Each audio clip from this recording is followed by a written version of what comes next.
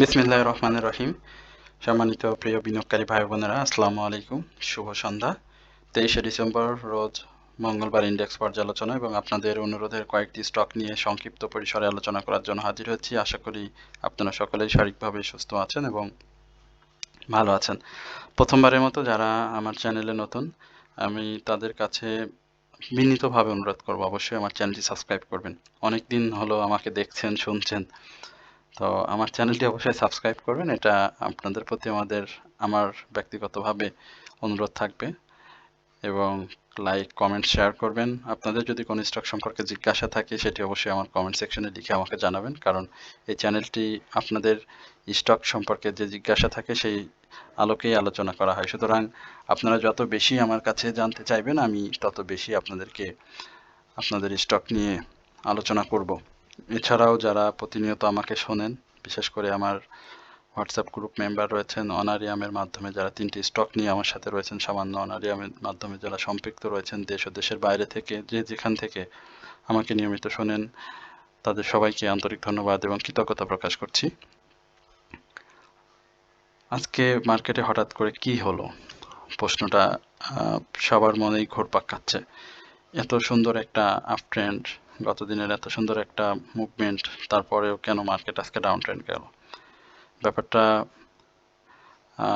স্বাভাবিকভাবেই বিনিয়োগকারীদের মনে একটা প্রশ্ন তৈরি করেছে, তাহলে কি মার্কেট আবারও ডাউন ট্রেন্ডে চলে গেল, নাকি মার্কেট জুন ক্লোজিংয়ে, মান্থলি যে ক্লোজিং অ্যাডজাস্টমেন্ট সেটা হচ্ছে। আমি সেটা আপনাদেরকে একটু আশ্বস্ত করতে চাই, তেমন কোনো সম্ভাবনা বা তেমন কোনো কারেকশন নিয়ে তেমন কোনো খারাপ কিছুই আমরা আজকে মার্কেটের মধ্যে দেখিনি। মার্কেটে কিছুটা সেল প্রেশার ছিল, শেষের দিকে এসে সেটা আরও বেশি হয় এবং এই সেল প্রেশারটা আমাকে যারা শোনেন বা আমি আমার অভিজ্ঞতার আলোকে বলতে পারি, খুব শীঘ্রই আবার মার্কেটটা ঘুরে যাবে। ইভেন কালকে সম্ভাবনাটা কেমন সেটিও আপনাদেরকে একটু আমরা আলোচনা করে জানাবো। এবং কালকে যেহেতু মার্কেটের শেষ কার্যদিবস এই সপ্তাহের, কারণ আপনারা জানেন যে 25 থেকে 27 পরপর 3 দিন মার্কেট সাপ্তাহিক ছুটি সহ আগামী সপ্তাহে 31 ডিসেম্বর একটা মার্কেটের বন্ধ থাকবে। সবকিছু মিলিয়ে বেশ কিছু বন্ধের সম্মুখীন আমরা দেখব মার্কেটটাকে।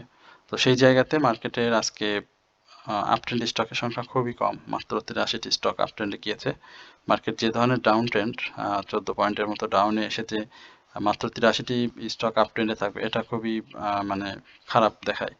ডাউন ট্রেন্ডে 243টি, আনচেঞ্জড 63টি। টার্ন ওভারটা বৃদ্ধি পেয়েছে গত দিনের তুলনায়। গত দিনে আমরা 395 কোটি টাকা লেনদেন দেখেছিলাম এবং আজকে সেটি বৃদ্ধি পেয়ে 407 কোটি টাকা, এবং বৃদ্ধি পাওয়াটা খুব ভালো হয়েছে, অর্থাৎ খুব সামান্য কয়েক কোটি টাকা বৃদ্ধি পেয়েছে, 12 কোটি টাকার মতো বৃদ্ধি পেয়েছে।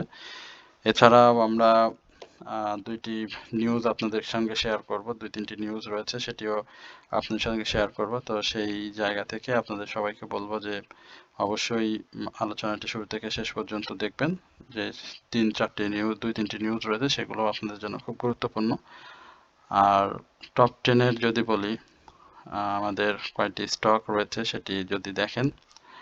আচ্ছা, এই যে অ্যাপেক্স ফুডস নিয়ে আমাদের চ্যানেলে আলোচনা রয়েছে।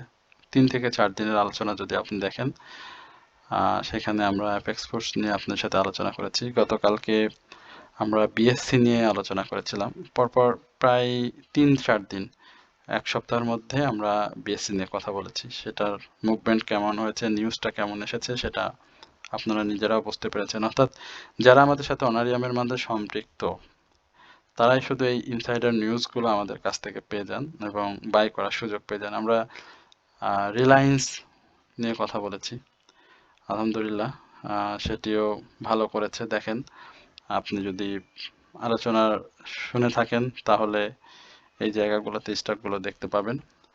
সিমটেক্স আলোচনা করেছি, টপ 10-এর একটি স্টক, সেটিও ভালো করেছে। গতকালকে এসপিসিএল নিয়ে আলোচনা করেছি, যারা আলোচনা গতকালকে শুনেছেন তারা জানেন। আসলে এই জায়গাটাতে যেহেতু আমরা 42-43টি স্টক নিয়ে কথা বলি, খুব বেশি স্টক নিয়ে আমাদের কথা বলার সুযোগ হয় না। তো সেই জায়গাটাতে আপনারা যদি দেখেন আমাদের বেশ কিছু স্টক পারফর্ম করেছে এবং খারাপ মার্কেটেও তারা তাদের প্রাইস অ্যাকশনটা ধরে রাখার চেষ্টা করেছে, বা ইভেন মার্কেট ভালো হওয়ার সঙ্গে সঙ্গে প্রথম দিকেই কিন্তু আমাদের আলোচনার স্টকগুলো থাকে। সুতরাং আলোচনা শুনলে অবশ্যই আপনি কামিয়াবি হবেন, যেটাই আমি আপনাদের সাথে সবসময় শেয়ার করি প্রতিনিয়তই। আর সেক্টর মুভমেন্টে নাই, সেক্টর মুভমেন্ট খুবই খারাপ ছিল। বিশেষ করে ইন্স্যুরেন্সের কথা না বললেই না। ইন্স্যুরেন্স আজকে আমরা দেখতে পাচ্ছি মাত্র 4টি গত দিনের যে মুভমেন্ট, সেখানে দেখেন টেক্সটাইল, ইঞ্জিনিয়ারিং, ফার্মা এবং ইন্স্যুরেন্স ছিল, সেখানে ইন্স্যুরেন্সটা বের হয়ে গিয়েছে এবং আপ ট্রেন্ড স্টকের সংখ্যাও স্বাভাবিকভাবে কমে এসেছে এবং ফার্মার আপ ট্রেন্ড স্টকের সংখ্যা কমে এসেছে। অর্থাৎ এই জায়গা থেকে যদি আমরা এইখানে ফার্মার যদি 10টা স্টক পেতাম এবং ইন্স্যুরেন্সের যদি আমরা 20টা স্টক পেয়ে যেতাম, তাহলে কিন্তু এই সংখ্যাটা আরো ভালো হতো, অর্থাৎ 130-এর কাছাকাছি আপ ট্রেন্ড স্টকের সংখ্যা চলে যেত। তো সেটা কিন্তু আর হয়নি, যার কারণে আপ ট্রেন্ড স্টকের সংখ্যা কম, কারণ সেক্টর কারেকশন চলে গেলে আপ ট্রেন্ড স্টকের সংখ্যাটা স্বাভাবিকভাবে কমে যায়। একই সঙ্গে আমরা দেখতে পাচ্ছি প্রিন্টিং, সিমেন্ট, সিরামিক সেক্টর এবং ট্রাভেল অ্যান্ড লেজার ইন্স্যুরেন্স এই জায়গাটাতে খুব কম মুভমেন্ট ছিল, অর্থাৎ ছিলও নাই, যার কারণে একেবারেই খারাপ হয়েছে। আমরা ইন্ডেক্সের ব্যাপারটা একটু দেখে আসি। ইন্ডেক্সের গ্যাভিস্টন ডোজি ক্যান্ডেল ক্রিয়েট হয়েছে। গ্যাভিস্টন ডোজিটা আসলে ডাউন ট্রেন্ড তো অবশ্যই, এবং শক্তিশালী ডাউন ট্রেন্ড বলার অপেক্ষা রাখে না। বাট মার্কেটে আজকে যে জায়গাটা সবসময় প্রত্যাশা করছিলাম যে মার্কেট যেন 4902-এর উপরে ক্লোজ করতে পারে, কিন্তু ভাগ্য অত্যন্ত খারাপ। আমরা একটু দেখি যে হ্যাঁ, মার্কেট দেখেন 4902 ঠিক সেম জায়গাটাতে টাচ করেছে এবং টাচ করে ডাউন এসেছে। তো আমরা এই জায়গাগুলোতে আপনাদেরকে বলেছিলাম যে 4902-এর উপরে একটা মার্কেট ক্লোজ যদি দিতে পারে তাহলে খুবই ভালো হয়, বাট মার্কেট সেই জায়গাটাতে ক্লোজ দিতে পারেনি। আমরা প্রত্যাশা করছি যে এই সপ্তাহের 1 কার্যদিবস এবং আগামী সপ্তাহের এই সময়টা মার্কেটের একটু কারেকশন থাকবে, কিন্তু আপনারা জানেন যে 25শে ডিসেম্বর জনাব তারেক রহমান বিএনপির ভারপ্রাপ্ত চেয়ারম্যান তিনি দেশে ফিরবেন এবং আমরা প্রত্যাশা করছি তার আগমনকে কেন্দ্র করে অনেক দিন ধরেই আপনাদের সাথে এই বিষয়টি নিয়ে কথা বলেছিলাম, তফসিল নিয়ে কথা বলেছিলাম। তো তফসিলের জায়গাটা থেকে মার্কেটের জায়গা যদি আমরা একটু বিশ্লেষণ করি, সেক্ষেত্রে মার্কেট কিন্তু এই বছরটা যেভাবে ডাউনে এসেছে, বাট মুভমেন্টে গিয়ে কিন্তু বিনিয়োগকারীদের নতুন বিনিয়োগ করে যারা প্রফিট বিনিয়োগে আসতে পেরেছেন, তারা কিন্তু বেশ কয়েকবার প্রফিটের সুযোগ পেয়েছেন। হয়তো যারা পুরাতন বিনিয়োগকারী, অনেক পূর্বে যাদের বেশি দামে বাই করা রয়েছে, তাদের ক্ষেত্রে ব্যাপারটা ভিন্ন ছিল, কিন্তু নতুন যারা বিনিয়োগে এসেছে বা বিনিয়োগ করেছে, তারা কিন্তু এই বছরে প্রফিটটা নিতে পেরেছে। কারণ এই বছরে মার্কেটের যে মুভমেন্টটা ছিল, সেটা কিন্তু আপনি দেখতে পাবেন যে একটা আপস অ্যান্ড ডাউনসের মধ্যে থেকেই মার্কেট মুভমেন্ট শেষ করেছে বা চলছে এখন পর্যন্ত, আর বাকি যে কয়েকটা দিন আছে। তো আমরা এই জায়গাতে মার্কেটের হিস্টোগ্রামের বার, এমএসিডি মুভিং অ্যাভারেজের সব জায়গাতে সেল সিগন্যাল দেখতে পাচ্ছি এবং গ্যাভিস্টন ডোজি যেটি একটা ডাউন ট্রেন্ড নির্দেশ করে। তবে যেহেতু মার্কেটের একটা দীর্ঘমেয়াদী ডাউন ট্রেন্ড ছিল এবং সেই জায়গা থেকে এখন মার্কেট একটা মুভমেন্টে যাওয়ার চেষ্টা করছে, পাশাপাশি নির্বাচনের সব কিছু প্রস্তুত এবং নির্বাচনকে কেন্দ্র করে মার্কেট একটা মুভমেন্টের ইঙ্গিত দিচ্ছে এবং তারেক রহমান তিনিও দেশে আসবেন এবং আমরা বিগত সময়গুলোতে নির্বাচনের বিএনপি সরকারের যে ছিল, সেখানে আমরা দেখেছি মার্কেটটা একটা ভালো মুভমেন্টে থাকতে। তো সবকিছু মিলিয়ে আমার কাছে মনে হয় যে আগামীকালকে ক্যান্ডেলটা ম্যাটার করবে না, হয়তো এই জায়গাতে একটা মুভমেন্ট কালকে আমরা পাবো এবং রবিবারে আবার একটা কারেকশন থাকবে ছোটখাটো, বাট মার্কেটের সোমবার এবং মঙ্গলবার একটা মুভমেন্টের মধ্যে আমরা পেয়ে যাব এবং সেই সঙ্গে নতুন বছরের আগমনী বার্তা আমাদেরকে দিবে মার্কেট কি ধরনের পারফর্ম করবে সামনের দিনগুলোতে সেটা। তো আশা করি আপনারা লাইভ ক্যান্ডেলটিকে এই গ্যাভিস্টন ডোজির লাইভ ক্যান্ডেল আপনারা অবশ্যই মার্কেটটাকে দেখবেন যে মার্কেট আসলে নিম্নমুখী প্রবণতার যদি ইঙ্গিতটা দিয়ে ফেলে, অর্থাৎ ডাউন ট্রেন্ডে দিয়ে চলে আসে সবকিছু সত্ত্বে, এটাই ডাউন ট্রেন্ডে আসার একটা ইঙ্গিত তো দিচ্ছেই। বাট তারপরেও যদি আমরা নিউজটাকে ডিপেন্ড করছি, তারেক রহমানের নিউজটাকে ডিপেন্ড করে একটা মুভমেন্টে চিন্তা করছি, তো তখন দেখব যে যদি মানে ডাউন ট্রেন্ড কনফার্ম করে ফেলে, তাহলে আমরা নিম্নমুখী প্রবণতায় ট্রেডিং করব। তো এই হচ্ছে আমাদের আজকের যেই চার্ট এবং ইন্ডেক্সের যে আলোচনা, সেটি আপনাদের সাথে শেয়ার করলাম, এবং আপনারা যে স্টকগুলো নিয়ে আমার কাছে জানতে চাইছেন সেটি আপনাদের সাথে একটু শেয়ার করি। রহিমা ফুড নিয়ে, রহিমা ফুডের ক্যাটাগরি কালকে চেঞ্জ হবে, এটা একটা নিউজ আপনাদেরকে জানাই। রহিমা ফুড কালকে আজকে ক্যাটাগরি অলরেডি চেঞ্জ হয়ে গিয়েছে। কালকে থেকে রহিমা ফুডের লেনদেন বি ক্যাটাগরিতে হবে, এবং জানেন যে তার ডাউন ট্রেন্ড যেটি সেটি আজকেই শুরু করেছে, একটা মুভমেন্টে ভালো প্রফিট দিয়েছে বিনিয়োগকারীদেরকে, এবং এই জায়গাটাতে আমাদের যে বিনিয়োগ ছিল সেটা 120 টাকার আশেপাশে, সেখান থেকে আমরা বেশ মেম্বার যারা ছিলেন তারা বেশ ভালো প্রফিট নিতে সক্ষম হয়েছেন। তো আশা করি এখন হিস্টোগ্রামের বার এবং ক্যাটাগরি চেঞ্জ একটু ডাউনে নিয়ে আসার চেষ্টা করবে স্টকটি, এবং সেই ক্ষেত্রে আমি বলবো যে কারেকশন জোন যেটি থাকবে 145, এই লেভেলটাতে সে একটা কারেকশন করার চেষ্টা করবে। সাপোর্ট যদি ভেঙে ফেলে তাহলে 139 টাকা থেকে 138 টাকা এই লেভেলে আসার চেষ্টা করবে। তো আপনারা চেষ্টা করবেন এই জায়গাগুলোতে একটু নিজেদের বুদ্ধিদীপ্ত যে বাই করার ক্ষমতা, বুদ্ধিদীপ্ত বাই করার ক্ষমতা, সেটাকে প্রপারলি ইউজ করার। যদি না করতে পারেন তাহলে কিন্তু এই জায়গাতে আটকে যাওয়ার সম্ভাবনা থাকবে। এই হচ্ছে মূলত রহিমা ফুড নিয়ে আমার যে আজকের সংক্ষিপ্ত আমাদের যে অ্যানালাইসিস, সেটা আপনাদের সাথে শেয়ার করলাম। এরপরে আমরা আপনাদের সাথে মানে জেড ক্যাটাগরির একটি স্টক নিয়ে কথা বলতে চাই, সেটা হচ্ছে জিল বাংলা সুগার মিলস। খেলা শেষ বাংলা কথায়, আশা করি বাংলা কথা বুঝতে সহজ হবে আপনাদের। জিল বাংলার খেলা শেষ এই মুহূর্তে আপাতত, এবং এখন তার গন্তব্য ডাউন ট্রেন্ড। গত দিনেও 14 টাকা আপ ট্রেন্ডে গিয়েছিল, সেক্ষেত্রে বিনিয়োগকারীদের মনে অনেক আশার সঞ্চার হয়েছিল। সেই জায়গায় আমি বলবো যে 141 টাকা এই জায়গাটাতে আপনি কনফার্ম থাকেন, এবং এই জায়গাটা ভেঙে ফেললে আবারও সে ডাউন ট্রেন্ডে আসবে, এবং আরও বেশি ডাউন ট্রেন্ড আসবে। সেটা আমরা আপনাদের যদি বলি যে 100, আচ্ছা সেটা আমরা না বলি, সেই জায়গাটা আমরা ধাপে ধাপে আপনাদেরকে জানিয়ে দেব যে সে কি ধরনের ডাউন ট্রেন্ডে আসবে। হিস্টোগ্রামের বারে এমএসিডি মুভিং এভারেজে বাই সিগন্যাল চলে এসেছে, সুতরাং এটাতে অবশ্যই আপনারা আপাতত আর দরকার নাই। এরপরে আমরা ডমিনেস নিয়ে কথা বলবো। ডমিনেস কি অবস্থা? ডমিনেস গত দিনেই বলেছিলাম সে ডাউন ট্রেন্ডে আসবে, চমৎকারভাবে এসেছে। এখন তো আর কিছু বলার নাই, কারণ প্রেডিকশন অনুযায়ী চলমান রয়েছে কাজকর্ম। নতুন করে যদি কেউ বাই করে থাকেন তাহলে নিজ দায়িত্বে বাই করবেন, এবং অবশ্যই আমাদের আলোচনা শুনে বাই করবেন না, আপনার ভালো লাগা ভালোবাসা থেকে মানে দূরদৃষ্টি সম্পূর্ণ যে অভিজ্ঞতা রয়েছে মার্কেটের বাজার সম্পর্কে, সেই অভিজ্ঞতাকে কাজে লাগিয়ে বাই করুন। বাট এই মুহূর্তে স্টকটি অবশ্যই কারেকশনে যাবে, এবং প্রাথমিক কারেকশন আমি যেটি বলবো যে এই 26 টাকা 80 পয়সা এই জায়গাটাতে অবশ্যই সে আসবে। এরপরে আমরা ক্রিস্টাল ইন্স্যুরেন্স নিয়ে একটু কথা বলবো। ক্রিস্টাল ইন্স্যুরেন্সের ব্যাপারটা কি অবস্থায় আছে সেটা আপনার একটু দেখি। ইন্স্যুরেন্স সেক্টর তারপর আজকে কারেকশনে ছিল, যার কারণে ম্যাক্সিমাম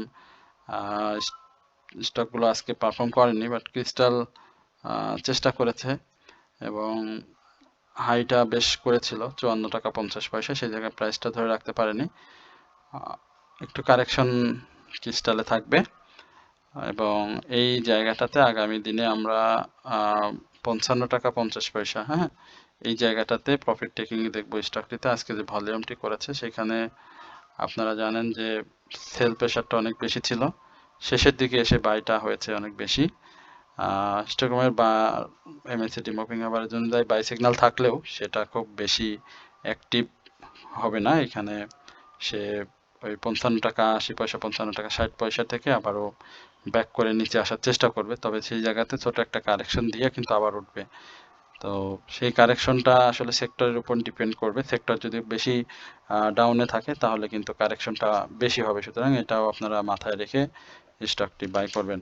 প্রিয় বিনিয়োগকারী ভাই ও বোনেরা, আপনারা জানেন যে আমরা আপনাদেরকে সামান্য অনারিয়ামের মাধ্যমে একটা ওয়াচলিস্ট সরবরাহ করছি, যেখানে 3টি স্টক এবং আপনাদের যে বর্তমান পোর্টফোলিও রয়েছে সেই পোর্টফোলিওতে বাই সেলের সহযোগিতা। তো যারা আমাদের কাছ থেকে এই সুবিধাটি নিতে চান বা এই সাহায্যটি আপনাদের প্রয়োজন, তারা অবশ্যই আমাদের কমেন্ট সেকশনে হোয়াটসঅ্যাপ নাম্বার দেওয়া থাকবে, সেখান থেকে নাম্বার নিয়ে আমাদের সাথে যোগাযোগ করবেন। আমরা খুব সুন্দর গাইডলাইন আপনাদের দিয়ে আপনার লসটাকে কিভাবে রিকভার করা যায় সেই ব্যাপারে আপনাদের সাথে সহযোগিতামূলক মনোভাব নিয়ে কাজ করি। এবং আপনারা জানেন যে আমরা বাই সেলে যে সহযোগিতা সেটা আপনাদেরকে আপনি নক করার সঙ্গে সঙ্গে আপনাদেরকে জানিয়ে দেওয়া হয়, এবং মার্কেট পূর্বাভাস, ফেক আপট্রেন্ড সহ অন্যান্য মার্কেট ইনসাইট যে নিউজগুলো রয়েছে সেই নিউজগুলো আপনাদের সাথে শেয়ার করা হয়। সুতরাং আপনারা যারা আমাদের সাথে সম্পৃক্ত হতে চান আমাদের হোয়াটসঅ্যাপ নাম্বারটিতে যোগাযোগ করবেন। আমরা খুব সামান্য অনারিয়ামের মাধ্যমে আপনাদেরটি সেবা প্রদান করে আসছি। তো আশা করি আপনারা এই জায়গা থেকে আমাদের সাথে যোগাযোগ করার চেষ্টা করবেন। তারপরেও আমরা আপনাদের সুবিধার্থে নাম্বারটি মুখে একবার বলে দিচ্ছি, 0194914145। এই নাম্বারটিতে আপনারা যোগাযোগ করলে বিস্তারিত জানতে পারবেন। আমরা একমির একটা ভালো নিউজ জানা সত্ত্বেও আজকে দেখলাম যে একমির পেস্টিসাইড কিন্তু একটা কারেকশন দিয়ে দিল 40 পয়সার, এবং এই 16 টাকা 40 পয়সা থেকে 17 টাকা 90 পয়সা, ইভেন 18 টাকা এই জায়গাটাতে খুব বাধাপ্রাপ্ত হচ্ছে। তো আগামী দিনে একমি উঠে যাবে। একমির আমার কাছে মনে হয় যে 15 টাকা 60 পয়সা থেকে 15 টাকা 80 পয়সা এটা খুব শক্ত একটা সাপোর্ট জোন, এবং সেক্টরের মুভমেন্ট আজকে ছিল না বোধহয়, সে কারেকশনটা কিন্তু দিয়েছে। আগামী দিনে সেক্টর মুভমেন্ট অবশ্যই আসবে, এবং সেক্টর মুভমেন্টের সাথে সাথে আমরা এই একমি পেস্টিসাইডকে আরও ভালো জায়গায় দেখব। তো যাদের কাছে রয়েছে অবশ্যই আপনারা একমিটা হোল্ড করতে পারেন 15 টাকা 60 পয়সা এই পর্যন্ত যাদের বাই রয়েছে স্টপ লস ধরে। এরপরে আমরা জুট স্পিনিং নিয়ে কথা বলবো। জুটের ব্যাপারটা হচ্ছে আজকে দেখেছেন যে সেক্টরের কিন্তু মুভমেন্ট ছিল না, but jute spinning price action করেছে। এই জায়গাতে আমি জুট স্পিনিংয়ে যারা বিনিয়োগকারী রয়েছেন তাদেরকে একটু বলতে চাই, আপনার প্রফিটটা কি পর্যায়ে নিতে চান সেটা যেন অবশ্যই আপনি নির্ধারণ করে রাখেন, কারণ আমরা জেডের মুভমেন্ট সম্পর্কে জানি যে এই মুভমেন্টে যদি আপনি তার প্রাইস মুভমেন্টে যদি আপনি প্রফিট লক করতে না পারেন তাহলে কিন্তু আপনার প্রফিটটা লক করা অনেক কঠিন এবং ডিফিকাল্ট হয়ে যায়। আপনি দেখতেছেন যে আপনি প্রফিটে রয়েছেন, বাট দিন শেষে কিন্তু আপনি প্রফিটটা নিতে পারবেন না। সুতরাং আপনি চেষ্টা করবেন প্রফিটটা কি পর্যায়ে নিতে চান, কারণ আপনি দেখেছেন যে এটি 218 214 এই লেভেলগুলোতে কিন্তু বারবার ঘুরে আসে, এবং আপনার বাই যদি এই 210-12 ইভেন 190-এর আশেপাশে থাকে তাহলে আপনি অবশ্যই পরবর্তী দিনে প্রফিটটা নিয়ে নিন। না হলে কিন্তু এটা আবার যে কোনো সময় কারেকশনে চলে যেতে পারে, কারণ জেডের একটা মুভমেন্ট ওই যে কি বলে যে মানে সব জেড একসাথে যখন বাড়ে তখন কিন্তু মুভমেন্ট চলে আসে, আর এখন কিন্তু জেডের মুভমেন্টটা আস্তে আস্তে কমে আসছে। সুতরাং আপনি জেডের একক মুভমেন্টে ধরে থাকলেন, মুভমেন্ট আসবে এই প্রত্যাশায়, সেক্ষেত্রে কিন্তু আপনার প্রফিট নেওয়াটা অনেক ডিফিকাল্ট হয়ে যাবে। যদিও হিস্টোগ্রামের বারে বাই সিগন্যাল রয়েছে, বাট ভলিউম কিন্তু খুবই কম এবং গত দিনের হাইয়ের উপরে ক্লোজ করতে পারেনি। সেক্ষেত্রে এটি আগামী দিনের মুভমেন্টের সাথে সাথে আপনার 90-এর ঘরে বা 90-95 যদি বাই থাকে সেক্ষেত্রে আপনি প্রফিটটা নিয়ে নিন, এটা আপনার জন্য আমার এক ধরনের বার্তা থাকলো। আশা করি ব্যাপারটি বুঝেছেন। এরপরে বিপিপিএল, এটা দেখতে পাচ্ছি বিপিপিএল এর অবস্থা খুব বেশি ভালো খারাপ বলবো না, বাট ক্লোজটা খুব জরুরি এই মুহূর্তে। একটা ভালো ক্লোজ দিতে হবে ভলিউম সহ, 15 টাকা 30 পয়সার উপরে একটা ক্লোজ দিক।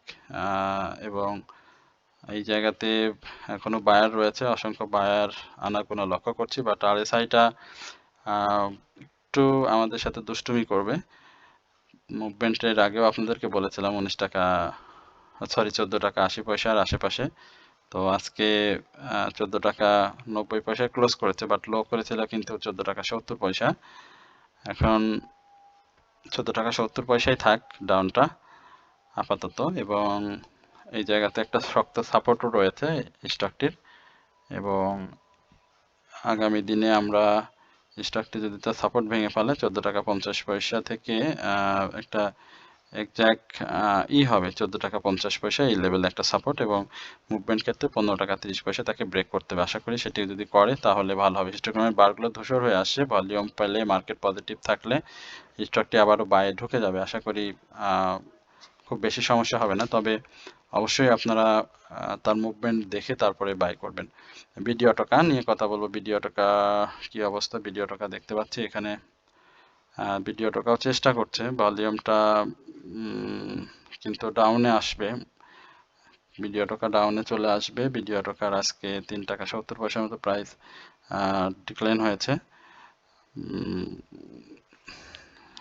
এই জায়গাতে আমরা কোথায় দেখতে পারি ভিডিও টকাকে? একটা সেফ জোনে যদি বলি 119 টাকা 80 পয়সা, এই লেভেলটা মোটামুটি একটা ভালো লেভেল তার ডাউন ট্রেন্ডে আসার জন্য। এবং যেহেতু তার কারেকশন ইতিমধ্যে শুরু হয়ে গিয়েছে সেল সিগন্যালের মাধ্যমে, এবং সব দিক থেকেই সে এখন সেল প্রেসারে রয়েছে, আশা করি এই ভিডিও টকা তার 119 টাকা 80 পয়সার এই জায়গা থেকে আস্তে আস্তে আবার মুভমেন্টে যাওয়ার চেষ্টা করবে। আমি বিনিয়োগকারীদেরকে বলবো যে সে যদি সাপোর্ট ভেঙে ফেলে তাহলে কিন্তু নতুন করে চিন্তা করতে হবে আপনার বাইটা কোথায় হবে। বাট যদি সাপোর্ট না ভাঙে তাহলে আপনি থাকতে পারেন, বাট সাপোর্ট ভেঙে ফেললে কিন্তু আপনার অবশ্যই স্টকটিকে নতুন করে চিন্তা করতে হবে যে আপনি কোথায় বাই করতে পারেন। এবং 118 টাকা 19 টাকার বাই ভেঙে ফেলে 113 টাকা থেকে 109 টাকা এই লেভেলে কিন্তু চলে আসবে, এটিও আপনারা মাথায় রাখবেন। এরপরে আমরা যমুনা অয়েল নিয়ে কথা বলতে চাই। যমুনার আগে আমরা আনোয়ার নিয়ে কথা বলতে চাই। আনোয়ার নিয়ে তো একাধিকবার কথা বলেছিলাম, গতকালকেও আনোয়ার নিয়ে কথা বলেছি, অনেকে প্রফিট টেকিং করেছেন। এই জায়গাটাতে আনোয়ারের 81 টাকা 30 পয়সা ডাউন ট্রেন্ড আসার সম্ভাবনা রয়েছে, বাট খুব সম্ভাবনাময়, প্রাইস অ্যাকশনের জন্য অত্যন্ত সম্ভাবনাময়। মার্কেটের পরিস্থিতি বিবেচনায় আমি যদি বলি যে যে কোনো মুহূর্তে মুভমেন্ট চলে আসবে যদি সে গ্রিন ক্যান্ডেল তৈরি করতে পারে। এবং এই গ্রিন ক্যান্ডেলে আমি বারবার যেটি বলছিলাম যে 95 টাকার উপরে ক্লোজ করলেই সে কিন্তু দৌড় দিবে, এবং দৌড় দেওয়া মানে সে 100 টাকার উপরে চলে যাবে এক ধাপে। আশা করছি বুঝতে পারছেন। বাট ডাউনে যদি আসে সেই ক্ষেত্রে 81 টাকা 30 পয়সা এই জায়গাটাতে সে চেষ্টা করবে ডাউনে আসার জন্য। এবং আমি বলবো যে যাদের কাছে রয়েছে তারা অবশ্যই এখানে এই যে বাইজন, সেই বাইজনে আসলে এখনো সবাই রয়েছে, অর্থাৎ মানে লসে কেউ নাই, এক কথাই শেষ। মানে 80 81-তে যে বাইটা হয়েছে এই বায়ে কেউ লসে নাই। 81-30-এ যে বাইটা হয়েছে সেই বায়ে এই জায়গাতে কেউ লসে নাই, অর্থাৎ আজকেও 85-60-এ রয়েছে। সুতরাং এই জায়গাতে কেউ বের হবে না রে ভাই, এখানে বোঝাই যাচ্ছে যে এখানে আমরা একটা প্রফিট নিয়ে তারপরে বের হবো। সুতরাং এটার সম্ভাবনা রয়েছে, আশা করি যে ভালো করবে। এরপরে আমরা যমুনা নিয়ে কথা বলবো। যমুনা অয়েলের কি অবস্থা দেখে আসি। যমুনা অয়েল কি করছে? যমুনা অয়েলের ক্যান্ডেলটা আজকে খারাপ আসছে ভাই। যমুনা অয়েল নিয়ে অনেকেই জিজ্ঞাসা করেছিলেন আমার কাছে, সেটা আপনাদের সাথে শেয়ারও করেছিলাম। তো যে জায়গাটাতে আপনারা জিজ্ঞাসা করেছিলেন যে কেন প্রাইসটা এইভাবে পড়ে যাচ্ছে, তো আমি বলেছিলাম যে যমুনা অয়েল দীর্ঘদিন ধরে, যদি আপনি জুলাই পরে চিন্তা করেন, আগস্ট থেকেই যদি চিন্তা করেন, জুলাই আগস্ট থেকে যদি চিন্তা করেন তাহলে এই স্টকটির ভলিউম ছিল না, এবং একেবারেই ভলিউম ছিল না। মার্কেট পরিস্থিতি বিবেচনায় যমুনা অয়েল প্রাইস করতে পারেনি। তো এই বছরে তারা ভালো ক্যাশ ডিভিডেন্ড দিয়েছে, বাট প্রাইসটা স্বাভাবিকভাবেই আপনাদের যেই প্রত্যাশা ছিল সেখান থেকে অনেক বেশি ডাউনে চলে গিয়েছিল।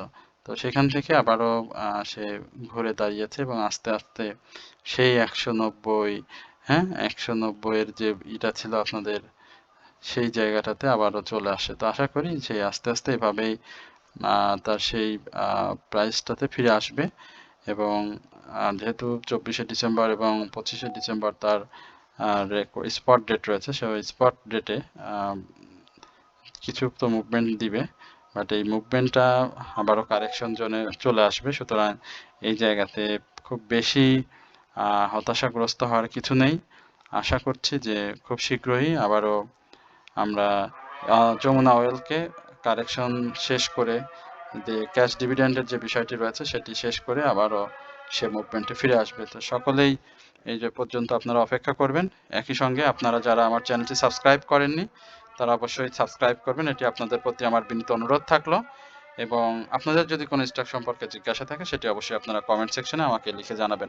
আমাদের আলোচনাটি আসলে অনেক দীর্ঘ হয়ে যায়, আমি নিজেও বুঝতে পারি, কিছু করার থাকে না, কারণ এত বেশি স্টক নিয়ে আপনারা জিজ্ঞাসা করেন। আর একটা স্টকে যদি আমি বলি আজকে বাড়বে, কালকে কমে যাবে, কালকে কমে যাবে, পরপর কমে যাবে, তাহলে আসলে সেটা কোনো অ্যানালাইসিসের মধ্যে পড়ে না ভাই।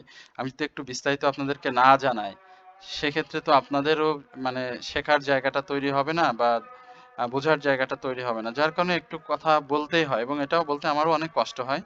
আমিও চাই কম সময়ের মধ্যে আপনাদেরকে শেষ করতে, কিন্তু সেটা হয় না। যেহেতু 10টা স্টক নিয়ে কথা বলতে আরো হিউজ পরিমাণ স্টক আমার থেকে যায়, যেটা আমার রাত 12টা পর্যন্ত আপনাদেরকে হোয়াটসঅ্যাপে অ্যানালাইসিস করে করে ব্যক্তিগতভাবে সবাইকে দিতে হয়। তো আশা করি এই জায়গাটা আপনারা একটু বুঝতে পারবেন। অনেকেই অনেক ভুল বুঝে থাকেন, বাট হৃদয়ের কথা যেটা, হৃদয়ের দিয়ে যেটা বলতে চাই সেটাই মুখ দিয়ে আসলে প্রকাশ করি, যাতে আপনাদের বুঝতে সহজ হয়। তো আশা করি সেই জায়গা থেকে আপনারা ধৈর্য সহকারে আলোচনাটি শুনবেন। সকলে ভালো থাকবেন, সুস্থ থাকবেন, এই প্রত্যাশায় আজকের আলোচনা এখানেই শেষ করছি। আসসালামু আলাইকুম ওয়া রাহমাতুল্লাহি ওয়া বারাকাতুহু।